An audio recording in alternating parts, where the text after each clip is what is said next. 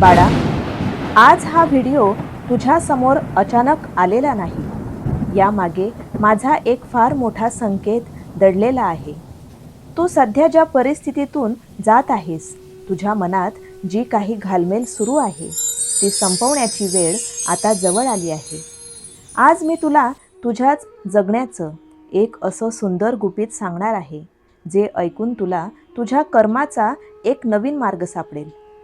हे गुपित जाणून घेण्यासाठी तुला आमचा एक एक शब्द मनापासून ऐकावा लागेल.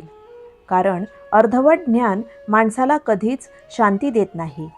जर तुला माझ्या शब्दांवर आणि आमच्या प्रेमावर पूर्ण विश्वास असेल, तर आत्ताच कमेंटमध्ये श्री स्वामी समर्थ असं लिहून टाक. हा एकच शब्द तुझा सगळा विश्वास आमच्या चरणी सोपवल्याची साक्ष ठरेल. बाळा, आपण अनेकदा देवासमोर बसतो, प्रार्थना करतो, पण कधीकधी एवढं सगळं करूनही माणसाचं मन आतून खूप अस्वस्थ असतं. असं का होतं याचा तू कधी विचार केला आहेस का? कारण माणूस नेहमी बाहेरच्या जगामध्ये सुख शोधत असतो. कुठल्या तरी वस्तूंमध्ये, पैशामध्ये किंवा लोकांच्या कौतुकामध्ये तू स्वतःचं समाधान शोधतोस. पण खरं सांगू का बाळा, सगळ्यात मोठं सुख हे बाहेर कुठेच नसतं. ते फक्त आणि फक्त तुझ्या शांत मनामध्ये दडलेलं असतं. माणूस दिवसभर शरीराने धावतो आणि रात्री विचारांनी धावतो. ज्या गोष्टी अजून घडलेल्याच नाहीत, त्यांचा विचार करून तू तुझा आजचा शांत काळ खराब करतोस. माणूस म्हणून तू रोज एक खूप मोठी चूक करतोस. तू कळत नकळत तुझ्या मनाचा ताबा इतरांच्या हातामध्ये देऊन टाकतोस. कोणीतरी येतो, काहीतरी वाईट बोलतो आणि निघून जातो. तू मात्र त्या एका शब्दाभोवती स्वतःचे कित्येक तास आणि स्वतःची सगळी सकारात्मक ऊर्जा वाया घालवतोस. स्वतःच्याच डोक्यात विचारांचं एक असं जाळं विणतोस, ज्यातून तुला बाहेर पडायचा रस्ताच सापडत नाही. हा मनाचा ताण आणि हा गुंता तुला कधीच शांत जगू देत नाही.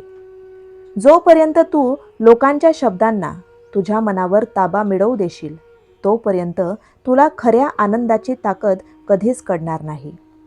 आज या क्षणापासून हा खेळ पूर्णपणे थांबवून टाक. आयुष्यात कष्ट सगळेच करतात, पण जिंकतो तोच, ज्याचं मन नेहमी शांत आणि स्थिर असतं. लक्षात ठेव, सगळ्यात मोठी संपत्ती पैशाच्या ढिगात आणि वस्तूंमध्ये नसते. ती तुझ्या घरातील समाधानात आणि मनाच्या शांतीमध्ये असते. तुझी मुलं किंवा तुझ्या घरातील माणसांसाठी तू किती वस्तू गोळा केल्या, याने ती खंबीर होत नाहीत. ती संकटाच्या वेळी तुझ्या चेहऱ्यावरची शांतता पाहून जगणं शिकतात. म्हणून भविष्यात काय होईल हा विचार आता पूर्णपणे सोडून दे. आजच्या या एका दिवसामध्ये स्वतःला कसं स्थिर ठेवायचं यावर भर दे. मन जेव्हा शांत असतं, तेव्हा घेतलेले निर्णय कधीच चुकत नाहीत आणि चांगल्या निर्णयांमधूनच समृद्धीचे नवीन रस्ते मोकळे होतात. ज्या घरात विनाकारण कटकट, भीती आणि संशय नसतो, तिथे सुख आणि शांती स्वतःहून चालत येते. हाच घरातील जिव्हाळा तुझ्या मुलांचं भविष्य खऱ्या अर्थाने मोठं बनवतो. त्यांना समाजात एक मानाचं आणि आदराचं स्थान मिळवून देतो. बाळा, यश मिळवण्यासाठी 24 तास मनाची घालमेल करण्याची अजिबात गरज नाही. खरे बळ म्हणजे 24 तास मनामध्ये एक चांगली आणि सकारात्मक ऊर्जा टिकवून ठेवणं. माणूस जेव्हा आतून पूर्णपणे शांत आणि तृप्त होतो, तेव्हा समोर आलेली प्रत्येक नवीन संधी त्याला अगदी स्पष्ट दिसू लागते. उद्या काय होईल हा विचार आत्ताच थांबवून टाक. आजचा हा मोलाचा दिवस एका नवीन ध्येयाने सुरू कर. माझा आशीर्वाद नेहमीच तुझ्या पाठीशी आहे. तुझ्या कुटुंबाच्या वाट्याला कोणतीही वाईट गोष्ट कधीच येऊ शकत नाही. मी नेहमीच तुमच्यासोबत खंबीर उभा आहे. हा एकच भरवसा आणि विश्वास मनात पक्का धरून ठेव आणि प्रत्येक कर्तव्याला सामोरं जा. माझ्या लाडक्या बाळा, आज हा पक्का शब्द मनात कोरून ठेव. तुझ्या मुलांच्या संरक्षणाची संपूर्ण जबाबदारी माझीच आहे. मी कालही तुमच्यासोबत होतो, आजही सोबत आहे आणि उद्याही सावलीसारखा तुमच्या पाठीशी उभा राहीन. आता मनातून प्रत्येक काळजी काढून टाक. तुझा माझ्यावर आणि आपल्या नात्यावर पूर्ण विश्वास आहे ना? मग आताच कमेंटमध्ये मी स्वामी माऊलींचे लाडके बाळ आहे असे लिही. तुझा हा एकच शब्द आमच्यासाठी पुरेसा आहे. तुझा सगळा विश्वास माझ्या चरणी सोपवला असं समजून जा. बाळा, स्वामी नामाचा मंत्र जप करणे हा केवळ शब्द नाही, ती एक अशी मोठी ताकद आहे जी तुझ्या मनातील, तुझ्या आयुष्यातील सगळा गुंता एका झटक्यात संपवून पूर्ण मनात आणि तुझ्या जीवनात चांगली ऊर्जा निर्माण करते. ज्याप्रमाणे तू दररोज आमचे मनापासून नामस्मरण करतो, त्याचप्रमाणे तुझ्या मुलांना देखील नामस्मरणाची सवय लाव. तुझा हा एक नियम तू स्वतःच्या आयुष्यात लागू करून तर बघ, आणि मग तुला दिसेल की तुझ्या कौटुंबिक जीवनात कसा मोठा बदल झालेला आहे. माझ्या लाडक्या बाळा, शेवटी मी तुला इतकंच सांगेल, तू स्वतःला कधीही कमी समजू नकोस. परिस्थिती कशीही असो, आम्ही तुझा हात कधीच सोडणार नाही. तुझ्या सुखात, तुझ्या प्रत्येक नवीन कामात माझा पाठिंबा तुला पावलोपावली जाणवत राहणार आहे. तू फक्त एका नवीन ध्येयाने सज्ज हो आणि एका खंबीर उत्साहाने प्रत्येक क्षणाचा आनंद घे. आज या क्षणापासून स्वतःला एका चांगल्या विचाराने भरून टाक. लोक काय बोलतात, जग काय विचार करतं, याने तुझ्या प्रवासाला आणि तुझ्या कर्तव्याला काहीही फरक पडत नाही. तुझा प्रवास फक्त तुझ्या प्रामाणिक कर्माशी आणि माझ्या विश्वासाशी जोडलेला आहे. जेव्हा तू मनापासून एखादं चांगलं काम हातात घेशील, तेव्हा त्याचा शेवट चांगला करण्याची जबाबदारी माझी असते. पण त्यासाठी तुझ्या मनात स्वतःबद्दल शंकेचा एक थेंबही असायला नको.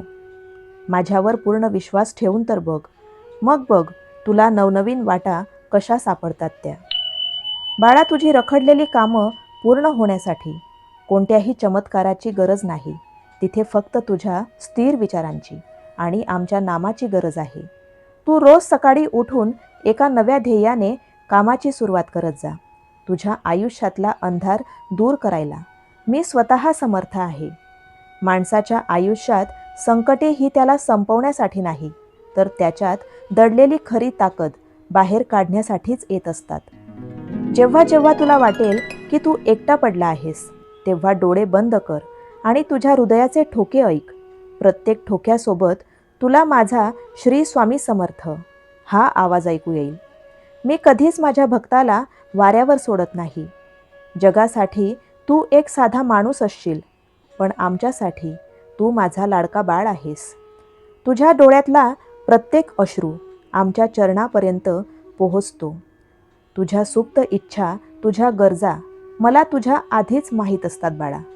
योग्य वेळ आली की तुला जे हवं आहे ते नक्कीच मिळेल.